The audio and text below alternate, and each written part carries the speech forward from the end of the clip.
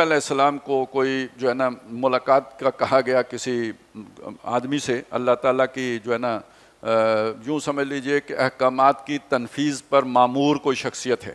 اب وہ فرشتہ ہے، انسان ہے، ہمیں تعین کے ساتھ نہیں معلوم ہے، وہ کوئی ہیں جو یوں سمجھے جیسے حکومتوں کا نظام ہوتا ہے، ان کی سول سروس ہوتی ہے جو وزیر اعظم کے احکام کی تنفیذ کرتی ہے، تو یہ اللہ تعالیٰ ہے یدبر الامر من السماء الی الارض، وہ بھی تدبیر امر کرتا ہے، اسے ایگزیکیوٹ کرنے کے لیے اللہ کی اپنی ایک سول سروس ہے جو فرشتوں پر مشتمل ہے، تو ظاہر ہے اس کے کیڈرز بھی ہوں گے، مختلف سطحوں پہ وہ جو ہے نا کام کر رہے ہوں گے، تو ایسی ہی کوئی شخصیت ہے۔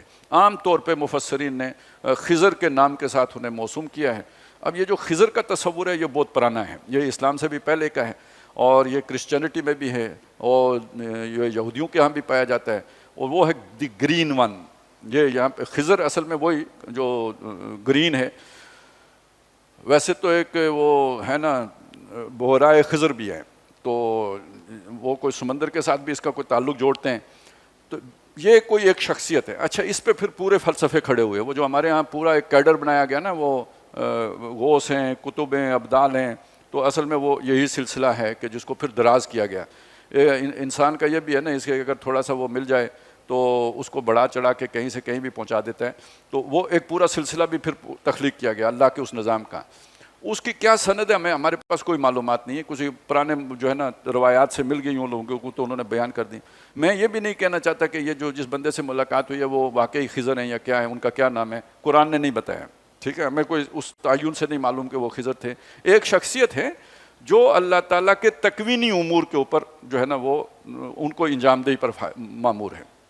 اب اس سے سمجھ لیں یہ کیا بات ہے۔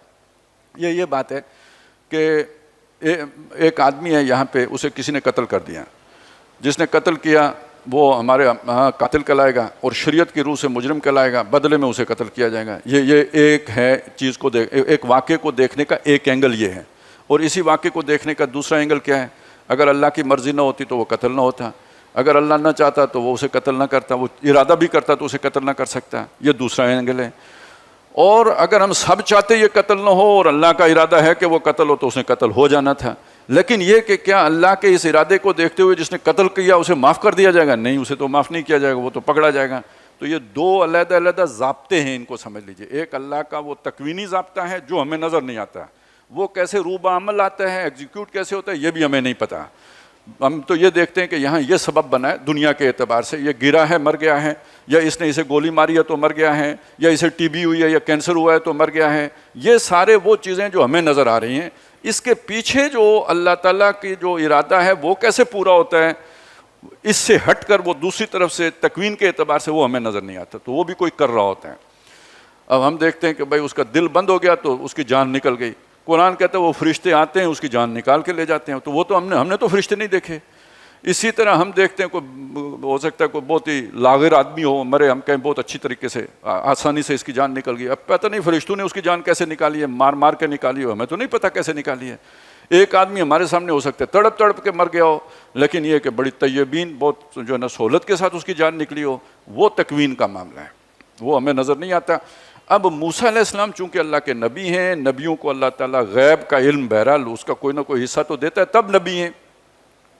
یہ جو خبریں آتی ہیں، یہ فرشتہ ہے، یہ جنت ہے، یہ دوزخ ہے، اللہ ہے، یہ ساری غیب کی خبریں ہیں، اور ان کا کچھ نہ کچھ مشاہدہ بھی کرواتا ہے، کوئی نہ کوئی حصہ جیسے حضور صلی اللہ علیہ وسلم کو معراج ہوئی، جیسے 2 دفعہ جبریل علیہ السلام کو حضور نے ان کی اصل جو ہے نا فرشتے کی صورت میں دیکھا، تو یہ کچھ نہ جیسے ابراہیم علیہ السلام کو اللہ تعالیٰ نے ملکوت السماوات والارض دکھائے، اسی طرح اللہ تعالیٰ نے موسیٰ علیہ السلام کو بھی وہ جو خفیہ اللہ کی حکومت ہے نا اس کے کوئی نمونے دکھائے۔ اچھا لفظ نکل گیا، آج کل ڈیپ سٹیٹ کا تصور بہت عام ہے، تو وہ جو ڈیپ سٹیٹ جو معروف ڈیپ سٹیٹ ہے نا، وہ اصلاً وہ شیطانی جو ہے نا انٹرنیشنل جو اس کی گورنمنٹ ہے، وہ لفظ اس کے لیے ہے، لیکن ایک بات اور سمجھ لیں، اس سے بھی گہری ایک اور ڈیپ سٹیٹ ہے، وہ رحمانی ڈیپ سٹیٹ ہے، جس میں شیطان بھی خود اللہ کے قابو میں آیا ہوا ہے۔ وَفَوْقَ كُلِّ ذِي عِلْمٍ عَلِيمٍ، ہر علم والے کے اوپر ایک اور علم والا ہے، تو ہر ایک اپنی چال چل رہا ہوتا ہے، لیکن سب سے اوپر کون ہے؟ وہ اللہ تعالیٰ ہے۔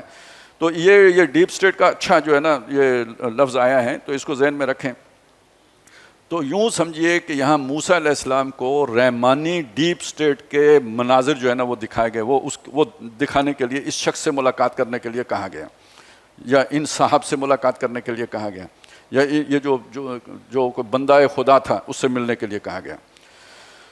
اچھا، اب یہ کہ اس سورہ مبارکہ میں اس واقعے کو سنانے کا مقصد کیا ہے؟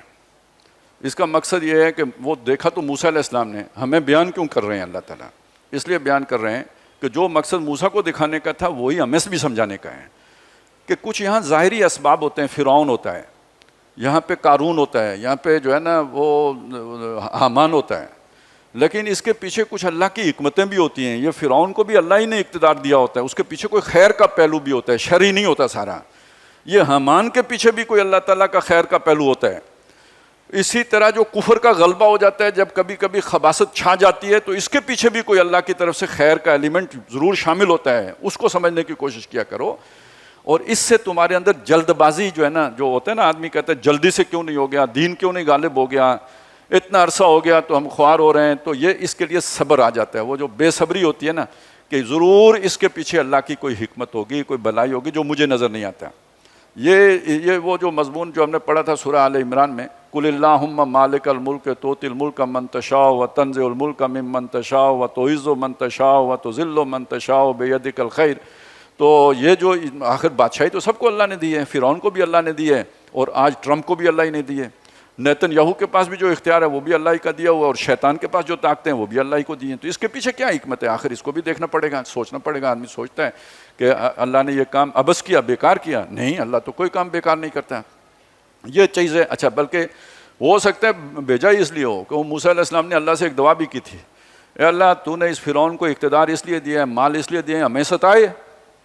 اب موسیٰ علیہ السلام تھے، انہوں نے تو ڈائریکٹ اللہ سے شکایت لگائی، یہ ہمیں جو مار رہے ہیں، پیٹ رہے ہیں، ہمارے بچے ذبح کر رہے ہیں، ہماری عورتوں سے خدمت لے رہے ہیں، تو یہ اقتدار، یہ طاقت، یہ قوت، یہ جاؤ جلال تو نے فرعون کو اس لیے دیا کہ یہ کچھ کرے؟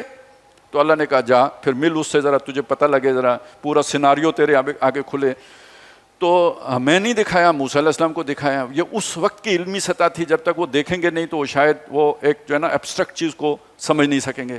آج کی جو جنریشن ہے، جیسے اب تو کہتے ہیں جنریشن زی، پتہ ہی نہیں کیا بلا ہے، تو یعنی ان لوگوں کے لیے یہ کنسیپچول چیزیں ذہن میں لے کے آنا اتنا مشکل نہیں ہوگا۔ تو اللہ نے اس واقعے کو بیان کر دیا کہ باقی خود سمجھ لینا۔ یہ تین واقعات ہیں جو اس میں آئے ہیں۔ اس سے آج کے زمانے میں جو کفر کا غلبہ ہے، جو خباثت اتنی عام ہو گئی ہے، گلوبل ہو گئی ہے، اس کے تناظر میں بات سمجھ میں آئے گی۔